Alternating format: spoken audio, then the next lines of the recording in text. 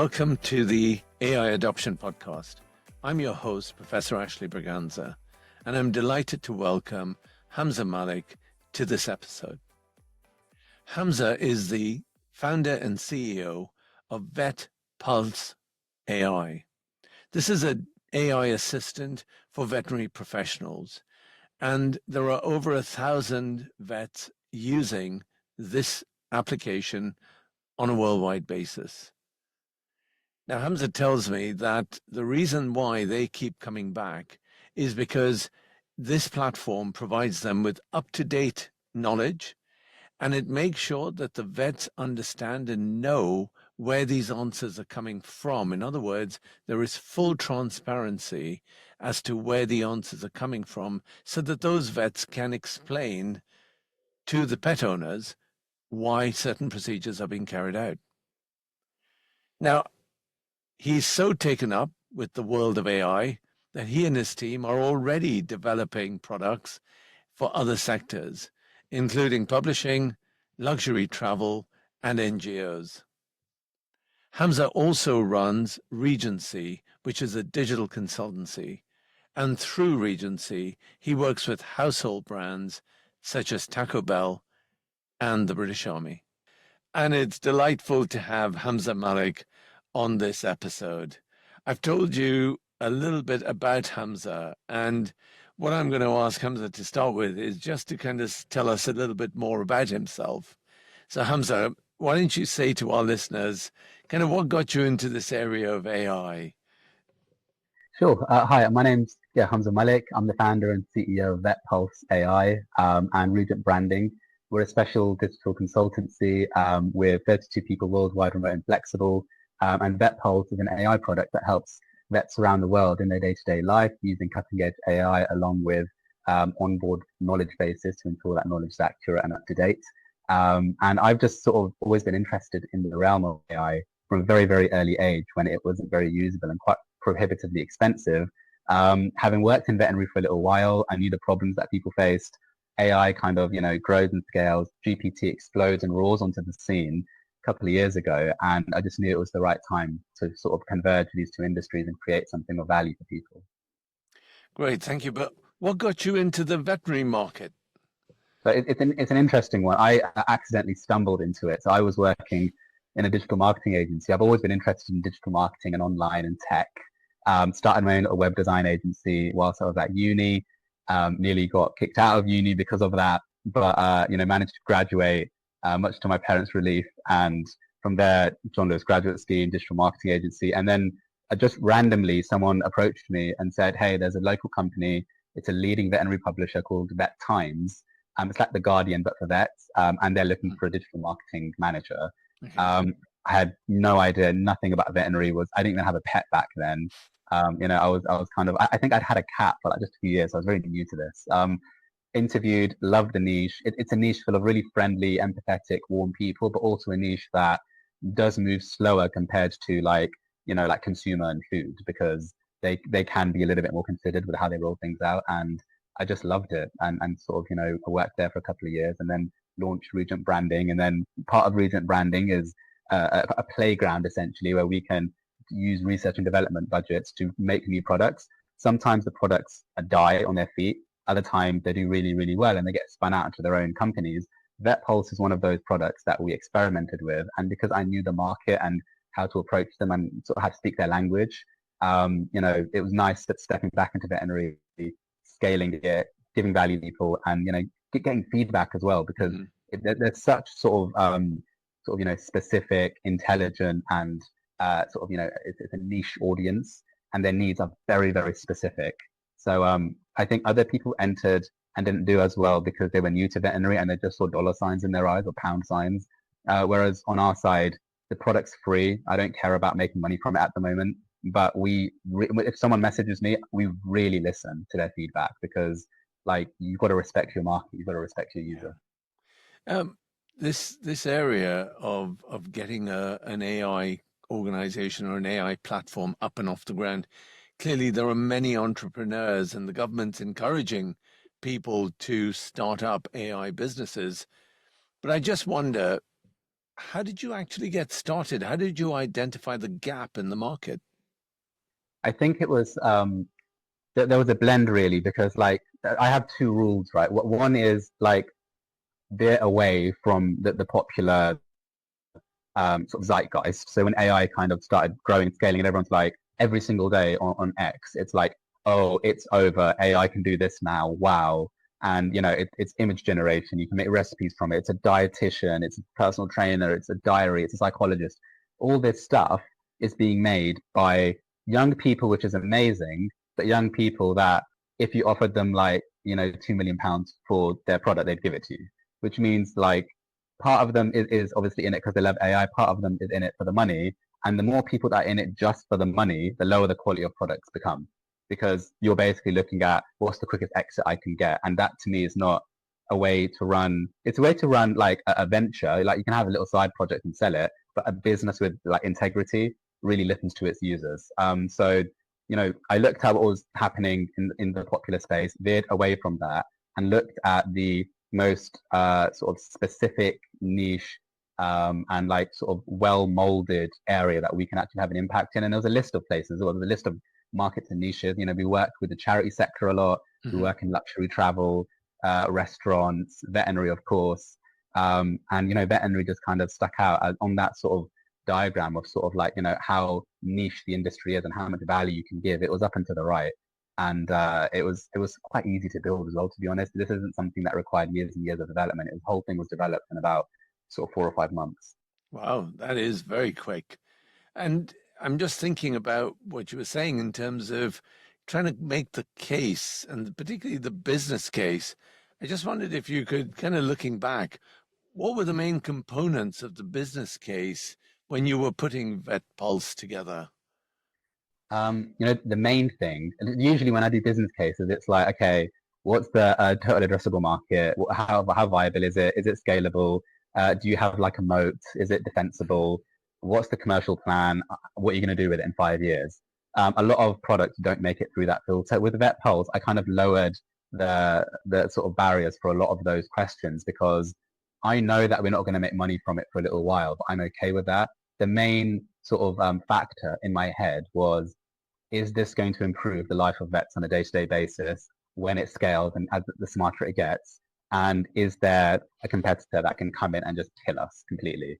The first question, I was like, yes, because we speak to vets all the time. Worked in the market, sort of I've been reading their comments for years and years when we used to publish an article on the website. And like, I used to call them and say, what do you think about this and that?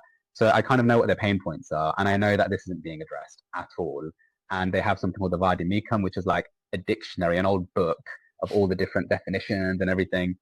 Digitizing that has always been something that people wanted to do properly. Secondly, and this is a peripheral point, the regulatory bodies, like sort of, the BVA, the British Veterinary Association, the Royal College of Veterinary Surgeons, the RCVS, they were very approachable for me because I knew people in there already. Either I'd worked with them or I knew them from someone else because of my time in veterinary. And a lot of the time when you walk into these markets, people make the mistake of thinking every market is just thirsty for some cool AI products. Not the case. A lot of them are being considered. So other companies that might have come through with an AI product kind of flopped because they didn't really have buy-in. But when we were building VetPulse, I spoke to the BVA, I spoke to the RVS, I pitched it to them and I said, this is what we're doing. It's going to use some stuff from your website, but we're going to link back to you because that's the right thing to do. And because we had support from them and they kind of just gave their nod of approval for now, it basically made it a lot easier for us to create a product that kind of had the accreditations and the tick boxes. So if anyone else is wanting to make an AI product, I would say don't be scared of bigger players in the market because that second question I have of, is someone else going to come in and kill us? Like, yeah, they might. That's fine. Not a problem. But for us, we're trying to make as much value as possible. So, veterinarians are people of habit. So if they like a product, they like a service, they will stick with it and they will use it for the foreseeable future. We can reinvent ourselves. VetPulse has already been reinvented twice from what it was before. It was nothing to do with AI before. It was a daily question for vets and they just get answers and see what other vets think of stuff in the world. So I'd say to people, don't be scared of larger players, but also if there is an official body, a regulatory body, someone official in the market, approach them. Don't be scared of them. LinkedIn, email, pick up the phone, literally knock on their door, go to their office, like be a little bit unhinged about it and say, this is what I'm doing. I guarantee the bigger the body, like the more relieved they'll be that someone's actually come to them with an idea, because Mm-hmm. the bigger you get, the further you get from your users, and the more sort of, it's not an ivory tower, but you don't get to be on the ground with the users as much. And when someone comes and says, I've been on the ground, I've done the research, I run a feedback campaign, this is what your users want, can you help me with it? You know, these guys have distribution. They have email lists and they have events and they have social media platform profiles that have hundreds of thousands of people on it. That leg up is the difference between a surefire quick start and something that just kind of, stumbles along for years and years. Yeah. So, given the nature of this podcast, which is all about AI adoption, I mean, you've explained in really wonderfully clear and precise terms how you've gone about kind of setting your business up and the key components, the key factors that have kind of got you to where you are today. But I'm going to ask you to switch perspective for a moment. From a vet's perspective now, what would a vet have to do to adopt the platform? We've made it really simple because they're really busy people, and they're a lot of them burned out. So you jump on the website, sign up, tick a box to say I am a vet, because we can't have pet owners using it at the moment. It's just not right. I know that there's a big thing about Dr. Google in the veterinary world, and yeah, it's kind of inevitable, but I don't really want to feed into it. Everyone's a doctor now, right? Everyone's a doctor, and yeah, you kind of Google something, and it's always the worst possible thing, and you go on Reddit, and it's like, oh, hospital for 3 months after this, and a lot of it is, I mean, I had a really nasty injury in my elbow a couple of years ago, and online, you'd think I'd never move my arm again, but in the hospital, they kind of explain it better. So yeah, vets are wary of that. So I ask people, I am a veterinarian or a veterinary professional, I agree to the terms of service, and then you're in, and that's it. Like, you're ready to go, and talk to it day and night. We're introducing features where you can actually talk verbally to it, you can upload images to it, and it will always give you an answer backed by an official source. So it can't think for itself in a way where it could be damaging and harmful. And it always says at the end, you are a veterinary professional, please exercise your sound judgment when reading this. I was very taken in our earlier discussions, even before the podcast, when you made the point very, very clearly, which was around making sure that there was transparency in the answers that the vets get from the platform. I just wondered, could you just explain to the listeners how that transparency comes along, and how you make sure that the vets know kind of where the results are, where the results are coming from? Of course, yeah. So in AI, there's a model, a type of model called RAG, which stands for Retrieval Augmented Generation. Mm-hmm. And what that does is it says, right, give me a bunch of websites or some files or some PDFs. I'm going to read them and understand them and absorb them, and I will not think outside of those parameters ever. So if you ask Vet Pulse, who's the captain of Man United, it doesn't know, because it's not a veterinary question. If you ask it something that happened last week in veterinary, it will say, oh yeah, I read about that, and here's what I think of it. And because it's got knowledge from different sources, it can kind of triangulate an intelligent, concise, but insightful answer and present that to the user. But it will do it in a way where if you say, I'm really concerned about the mental health of my team, it will take a different, more empathetic and gentle approach than just give me the fastest answer to this question. And RAG models, in my opinion, are some of the best solutions on the market at the moment, because it reduces but doesn't absolutely eradicate the concept of hallucinations, which is when an AI just says something random. Like you say, what time is it? And we'll say pizza. Mm-hmm. And Anthropic released a really good study just 2 or 3 days ago where they said this is exactly how our AI product learns and answers questions. And fascinatingly, it's actually told to say, I don't know, if it doesn't know something. It's meant to say, I don't know what, don't know. But instead, it hallucinates. So there's something in its code, in its programming, that refuses to say, I'm not sure, and instead presents a fake answer. Same with ChatGPT, same with Gemini, same with Grok, same with Nova, Amazon's one, same with Quen, Alibaba. They're all the same. There's no model that doesn't hallucinate. So with an RAG model, a RAG model, it reduces hallucinations because it's only got a small set of parameters. it increases integrity and trust and transparency, because every single answer you get, it will have a little URL to say, well, here's where I found that answer. Mhm. And then a person can look at it and say, oh, I know that website. That's really trustworthy. And then they can even click on the link and read it themselves. And that way, it's kind of like a much more intelligent Google search. And obviously, Gemini is doing it now as well. And everyone has said, well, with Google doing the AI overviews, aren't you scared? And we're not, because Google is still very broad, and it can pull in knowledge sources from places that vets might not like. So what we've done is we've kind of talked to vets, found out the best sources, only included them in a very small exclusive cohort. And that content, because content is basically key here, content is what drives VetPulse, and it's what drives any emerging and powerful AI product. Yeah. And I mean, this notion of content, I mean, brings it back to data, doesn't it? And I just wondered, how do you manage the data that you're collecting? It's interesting. So you have to ask. You have to say, look, this is what we're doing, or this is what we're planning to do in terms of getting content from your website, throwing it into this product, linking back to it as well. Mhm. Our management, we have golden guardrails, which basically says these are the websites that we're pulling from. This is the bits of content that we've got as well. We're very transparent about it, because I don't think you can really be secretive. And I know that AI really began by content not being respected. Facebook famously has done all sorts of content scraping, same with OpenAI, and there's all these companies now suing them. Kind of too late for that, because the genie's out of the bottle. With us, because we're not obviously as big as OpenAI or Facebook, we are a lot more transparent about where we're getting information from, and we approach these companies and say, like, this is what we're doing, and this is kind of what we plan to do with your content. And no, we're not just throwing it and pretending it's ours. We're not trying to absorb all your content and say that, Mhm. look, isn't that also amazing? VetPulse is basically an aggregator. It's a bridge, and it gives you the answer and also points you in the right direction. And that healthy medium is the reason we're allowed to do what we do. There's other products that have said, oh, this AI just knows everything. Isn't it amazing? And the content creators have said, no, hang on a second. That's our content. And it took us decades to put that together. Yeah. That has to be respected. Yes.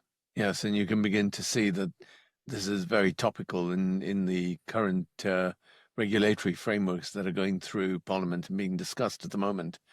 Um, Look, given we're talking about a startup business, kind of getting it off the ground, and moving, to areas of growth, I guess funding is always a challenge for any startup. I just wondered, could you give us your journey of how you've managed to fund this development?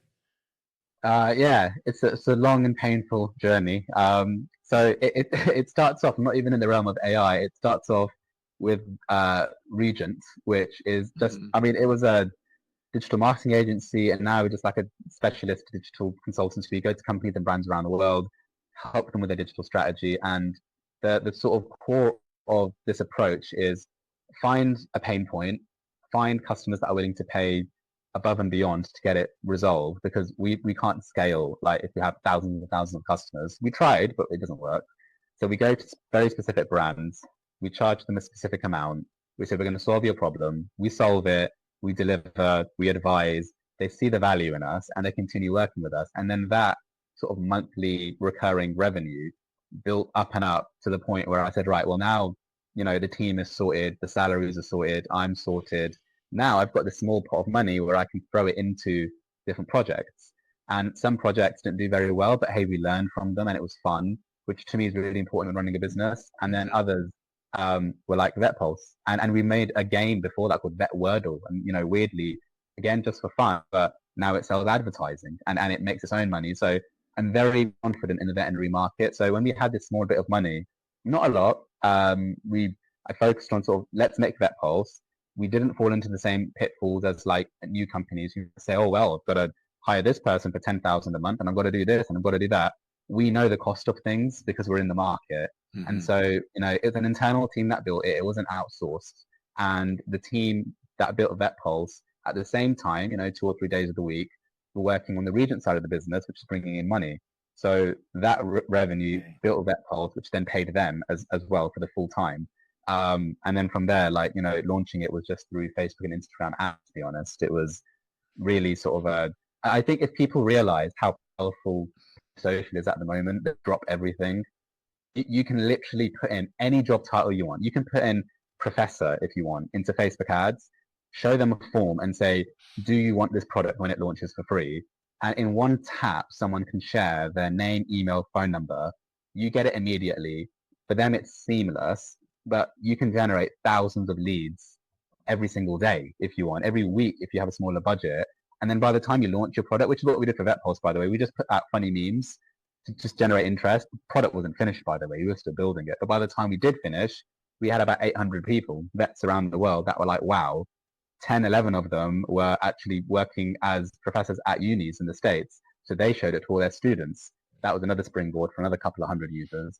And it just grew from there. But again, on a shoestring budget.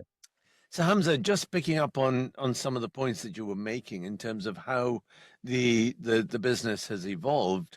One of the things that you mentioned is that you've got a team spread out in different parts of the world. How did that team come about? How did you put that team together? So yeah, the remote and flexible nature of Regent is really what makes us special, in my opinion. And back in the day when I was starting out, I hired locally. I tried to hire sort of nearby. I didn't have enough money when I started to get an office, so I was just sort of in my front room or in my bedroom a lot of the time, just sort of tapping away. When you get a project, like, there's a local gym around the corner that just opened, and I thought, I'll do your website for £200. And you go home and you figure out, oh, I need to make a website now. And you find someone, a freelancer, to make the website, and you pay them and you get a little sliver of profit at the end. That's a really good way to learn. But you realize very quickly that the best talent around the world is not restricted to a geography. And it's a bit of a postcode lottery, to be honest. If you're born in the UK or in the States and you want to get into digital marketing, like, it's really easy. And you paid well for it. But if you're in Ukraine, Philippines, Pakistan, India, Vietnam, Japan, all these places, it's a little bit it's not difficult, but the opportunities aren't as diverse. So we hire around the world purely because the talent is staggering. And there are people that are, not only just grateful for the opportunity, but they impress me every single day and go way above and beyond. And to me, it's a trust thing as well, where half of it is on talent. You have to be talented at what you do, and talent can be nurtured. It's not like it's not innate. It's something that, with the right attitude can be grown. But at the same time, there's trust as well. I trust my team to have my back and come through to me, because a lot of people say to me, well, how do you know they're working? And if there's an emergency, how can you get someone on the phone quickly? It's because I pick the right people. And that takes a lot of time. And for every one great hire, we've had 7 or 8 really poor hires. Mm-hmm. And that costs the company money, because you onboard them and you train them and you pay them. And then you've got to offboard them as well. And you've got to pay them for everything they've done. But once you get the right team around you, the great thing is, like, time zones also work, because if there's something that comes in late, like somewhere in the Regent company, someone's waking up and getting to work. Yeah. When we're sort of really early, someone's going to sleep, and that's fine. But they report to me every day on what they've been up to. The team are incredible. We'd be nothing without the team, and they're just like a very sort of trustworthy, full of integrity and talented group of individuals that understand Regent is not a place, but an attitude to how you treat people. And that attitude is really what drives us. And if I just kind of continue on this theme of having a global presence, I also picked up that you've got vets that are located in different parts of the world. Given the different regulatory regimes that exist in and around AI, how do you manage across these different regulatory regimes? Yeah, it's a big question. So we mostly get our users from the UK, and then we, without even meaning to, it expanded to the Middle East just by itself, to be honest. I don't know, someone saw a post or something, they started sharing it with a group of veterinary, a chain of clinics in Dubai. And then from the US as well, what we do is we advertise in the US, and we're very open with who we are. And then we tell them before they onboard, by the way, that this is made by a UK company, UK laws, UK product, UK content base as well. And a lot of the time when they ask a question, the answer is going to be the same, regardless of where you are in the world. Like, how many milligrams of this do you feed a dog that's nauseous? Like, it's a very specific answer, because the product is the same worldwide. However, if it's like a product that has a different name, or it's a different sort of like procedure in the States, then VetPulse is smart enough to say, well, I'm a UK product. They don't know about you, like, but you might have to double check that. We are working more and more with sort of our state counterpart websites and sort of, content banks. But at the same time, like stuff like product recalls, completely different for the UK and the States. And we have a feature where you can ask for product recalls from the UK and it'll give you those. And in the States, it's a completely different body that deals with it. So we had to very separately pull the US knowledge, pull the UK knowledge, and they just sit side by side. But again, that's just about sort of being mindful of who your users are and what they need, and making sure that you don't over promise and under deliver. So, you've got a worldwide organization. You've got a team that are spread all over the world. You've got customers. You've got vets that are all over the world. So I would imagine, sitting in a bedroom somewhere may well be someone who's thinking, I want to get an AI business started. So if that person were listening to this podcast, what would you say would be your top 5 tips to this individual? What would you say there? Here are the first 5 things you've got to start doing. You know what? It's yeah, that's such a good question. There's so many, but if it's top 5, I would say like make your intention. So, and make it a clean intention. Don't say I'm going to make an AI product and it's going to pay off my mum's mortgage. It's going to do something really cool.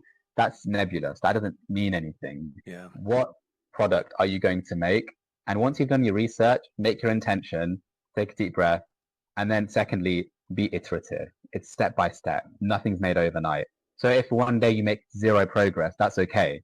The next day you might make double the progress. Yeah. Or if one day you literally just, prop up the website on your hosting company and you find a developer, that's fine too. Nothing happens overnight. Thirdly, don't fall into the fantasy trap of social media because, everyone would assume that everyone's like a billionaire, right? From AI. If you look at X and Facebook and Instagram and TikTok and Snapchat, and it's largely fake. And I know that because in part of Regent, we work with influencers. I know a lot of influencers and 90% of what they post is fake. It's embellished. It's made to throw a lifestyle out there, especially with AI. Like when someone screenshots their PayPal balance, like someone actually said to me, "Oh, look at this guy, £70,000 in his PayPal account," and I was like, "Join me on a screen share." So we join in the screen share. I go on to his PayPal, and my friend's PayPal, and I say, "Right, yeah, you logged in, yeah, right. Right click, go to inspect, right. You've done that, yeah, right. You see where it says your balance in that little code. Double tap that and change that to 1 million." So he double taps it, changes to 1 million, enter. Now, obviously, he doesn't get 1 million, but the front end browser just displays what he tells it to. So now it looks like he's got £1 million in the PayPal account. And I'm like, do you understand how fake this is? Yeah, you can do it on your NatWest balance. You can do that as you like. There's nothing that compromises security, but I know for a fact a lot of these influencers do that trick. And they say, well, look at me, money's pouring in. I'll buy my course. And that'd be the 4th point. Don't buy it, don't fall for it. It's not real. Figure it out yourself. And if you need help, that's very different to becoming part of a cult, right? So later on when you're scaling and you're growing, then absolutely get help from experts because they've done what you need to do. I get help from experts all the time. When you're early, the most valuable thing is your sweat equity, is your time and effort. Do not outsource your talent. Do not outsource your determination. Do it yourself until you have absolutely no idea what to do. And then ironically, nowadays, you can do something I couldn't do when I was growing up and use AI. And that's the 5th point. Use the tools you have at your disposal and don't fall for the fact that it's an expensive proposition. A lot of people laugh and say, oh yeah, what did you spend $50 on your development something? It's like, well, actually, there's amazing tools out there like lovable.dev. That's lovable without the E, .dev. You tell it what you want to build and it builds it using AI code. And I built a product from it and it works and it's ready for release and it can be monetized within the first week of launch. And it's a game changer. So if someone's in their bedroom right now, I'd say that excitement you have, bottle it because you're going to need lots of that on the journey. Bottle it, store it, top shelf, because there's times that you'll be like, I just want to give up. And I'd say just an extra point, when you feel really down about your progress or the product or someone else does something much cooler than you, you cannot let that reflect onto your internal passion and your character, because that's going to go up and down, but your commitment to growing your company is unwavering. It cannot be a variable. You need to be like blinders on. If your friends don't believe in it and they laugh at you, let them laugh, move away. Don't give them the satisfaction of trying to convince them. If someone needs too much convincing of your idea, don't talk to them, because they're probably not the right person. If someone's questioning your idea, that's different. And that's very valuable. And you should talk to them and say, oh, that's a really good point. I didn't think about that. What about this? What about that?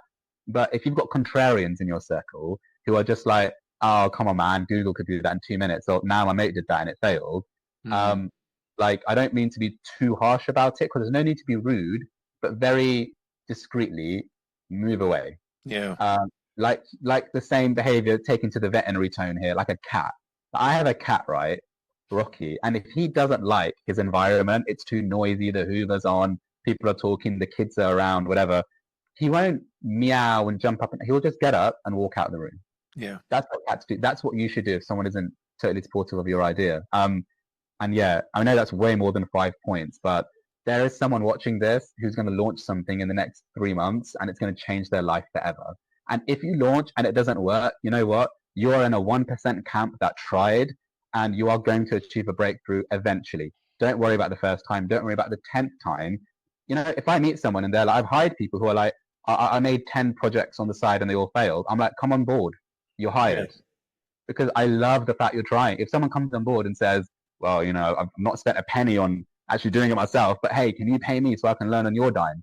I'm like, well, yeah, we can, but I'd much prefer, like, you know, one of the most talented marketers I ever worked with, she had started a little Facebook page, just a little Facebook page to get engagement and likes, and she'd grown it, and it was great. The girl who did work experience with us last June, she'd grown a TikTok audience to 12 million people, and you get loads of applications for work experience. She was through the door and working here immediately, because I said, well, why did you do that? And she goes, oh, it was COVID, I was bored.